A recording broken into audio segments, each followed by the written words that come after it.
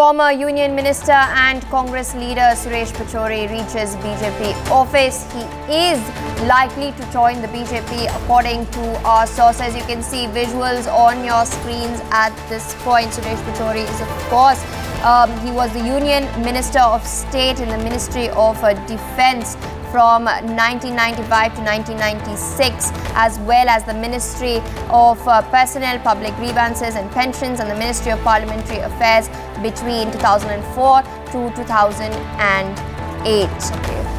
He was a Congress leader, and right now there are murmurs that sources are telling us he's likely to join the Bharatiya Janata Party. My colleague Kulbhushan Saxena joins us on the broadcast to share more details. Kulbhushan, over to you.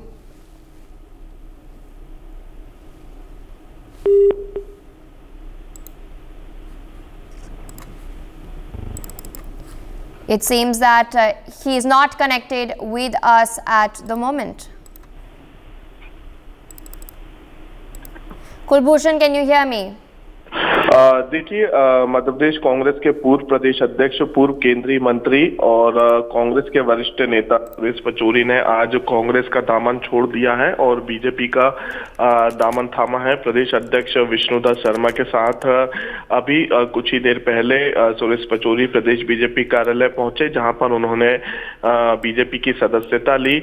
और सबसे बड़ा कारण यह है कि BJP में अब वरिष्ठ नेताओं की पूछ परख नहीं होना, इस वजह से लगातार जो पार्टी के वरिष्ठ नेता हैं, पूर्व सांसद हैं, पूर्व केंद्रीय मंत्री हैं, वो लगातार कांग्रेस का साथ छोड़ते हुए नजर आ रहे हैं। और क्योंकि कांग्रेस में कई महत्वपूर्ण पदों में सुरेश पचौरी रहे हैं, सोनिया गांधी के बेहद ही करीबी माने जाते थे, काफी वरिष्ठ नेता हैं, और वरिष्ठ नेताओं की पूछ परख पार्टी में नहीं होना, उसका सबसे बड़ा कारण यह है कि पार्टी लगातार जो है मध्य प्रदेश में गड्ढे में जाती हुई नजर आ रही है। क्योंकि 2023 के विधानसभा चुनाव में जो परिणाम सामने रहे, उसके बाद लोकसभा चुनाव के पहले वरिष्ठ नेताओं का पार्टी छोड़ना कहीं ना कहीं ये एक संकेत देता हुआ नजर आ रहा है कि मध्य प्रदेश में कांग्रेस लगभग मुक्त होती हुई नजर आ रही है। क्योंकि इसके पहले भी लगातार पूर्व विधायक और कांग्रेस के नेता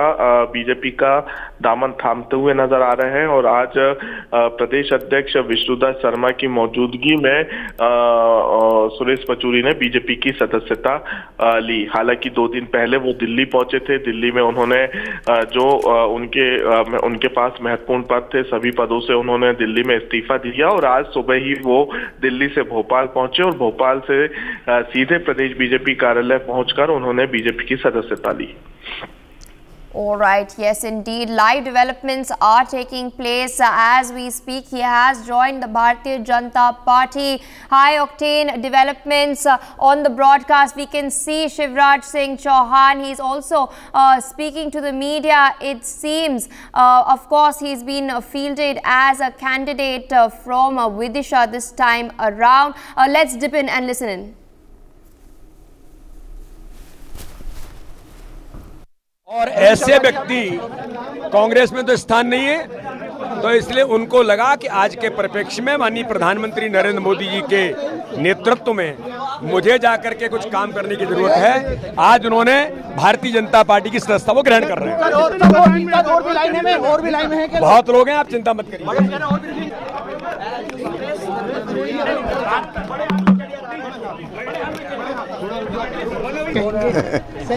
अभी कहेंगे ना, जो कहेंगे साथ ही कहेंगे। चल रही दूसरी तरफ सर, लगातार कांग्रेस के नेता यात्रा है और सब टूट रहे हैं। देखो, मैंने पहले ही कहा था कि महात्मा गांधी जी ने आजादी के बाद ये कहा था कि कांग्रेस आजादी का आंदोलन था, आजादी मिल गई, कांग्रेस को अब भंग कर देना चाहिए, नए राजनीतिक दल बने। लेकिन पंडित जवाहरलाल नेहरू जी ने सत्ता के स्वार्थ के कारण कांग्रेस को भंग नहीं होने दिया और आज़ादी के आंदोलन का राजनीतिक लाभ उठाया। महात्मा गांधी जी की इच्छा पंडित जवाहरलाल नेहरू जी ने पूरी नहीं की, लेकिन राहुल गांधी जी महात्मा गांधी की शिक्षा को कि कांग्रेस को समाप्त कर देनी चाहिए, पूरा कर ही चैन की सांस लेंगे। एक एक करके कांग्रेस के सारे अच्छे नेता इस नेतृत्व के कारण परेशान होके दिशाहीन, गतिहीन, पता ही नहीं भैया क्या कहेंगे क्या करेंगे, तो ये तो बंटाढार करने निकले हैं और इसलिए कांग्रेस अब समाप्त होने की ओर है। बचे हुए लोग भी आने की संभावनाएं हैं। धन्यवाद, बाकी देखा जाएगा। For more such videos, subscribe to the NewsX YouTube channel, hit the bell icon.